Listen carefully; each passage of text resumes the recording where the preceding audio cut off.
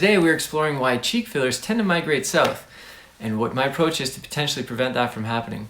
Stay tuned, this is really going to be a good one. I have to introduce you to my lovely assistant Sarah, review some basic anatomy and the differences between the deep fat and the superficial fat compartments. This is why we end up having some puffiness, but 6 months to a year later, that's whenever it starts going south. Which is the reason why I think there's a lot of these fillers that are migrating, where you pinch the skin, pierce through the skin, and then go again until you feel a second pop. Before I begin, I have to introduce you to my lovely assistant Sarah. Say hello, Sarah. And we are going to review some basic anatomy here. So whenever we're dealing with fillers, we need to understand that we're dealing with skin, we have superficial fat compartments, then we have a membrane called the SMAS, and then underneath that we have our muscles, and then we have our deep fat components. Now I can state that there are 23 different fat compartments on the face, but I don't need to memorize them, neither do you. As an injector, what we need to understand are the differences between the deep fat and the superficial fat compartments, because they are different and they work differently. Basically, deep fat's main purpose is to act as a gliding mechanism for muscles. And it doesn't move, it doesn't shift, it doesn't change, it stays put. So if you were to place filler into any of these compartments, it's going to stay there. Now compare that to our superficial fat compartments. These areas don't shrink over time, they don't degrade. The fat stays there and actually swells and actually pockets at the bottom because of gravity. This is why we end up having some puffiness and some heaviness down here as we mature. Let's say if you're trying to volumize a cheek over here and you placed it a little too superficially, this is what's going to happen. It's going to move down. Placing volume in here, it's going to potentially migrate all the way down here. And this is the main reason why we get heaviness in the mid cheek down here whenever we've come for fillers 6 months to a year ago. It's because they haven't gone, or your injector hasn't gone deep enough.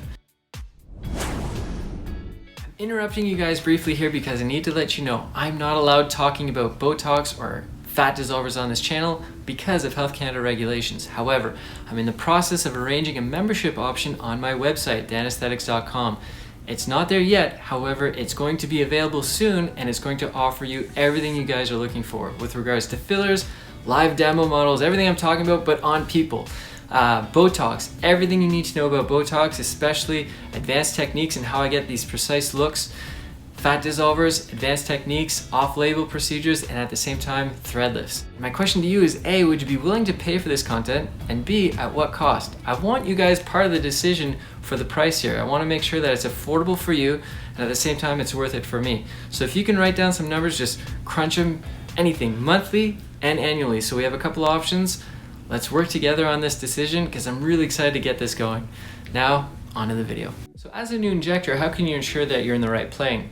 First, what I recommend is injecting with a needle. And the reason why is because whenever you're injecting with a needle, we are always taught to stay on the bone. And the reason why is because it's safer. If you're on the bone, you're going to avoid hitting any arteries.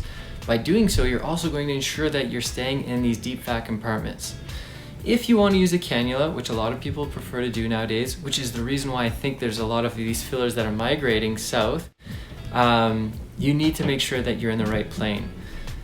The problem right now whenever we're doing cannulas is that there's so much space to work with, and because it's such a deep cavity, you can use the thickest product possible, you can be superficial, and it's still going to look good. At 6 months to a year later, that's whenever it starts going south.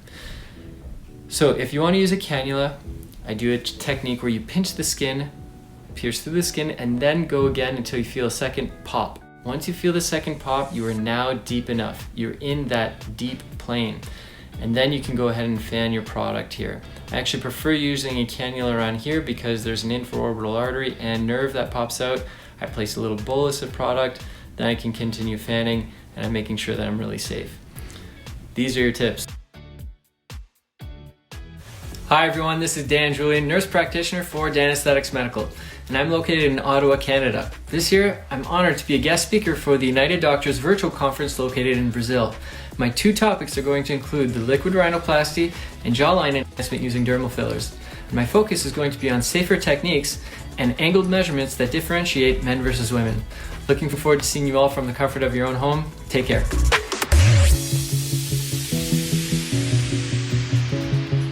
So that's it for me today. Thanks for being here. Please leave those comments below. I really appreciate it. Until next time, take care of yourselves, exercise daily, and please be nice to absolutely everyone. Take care, guys.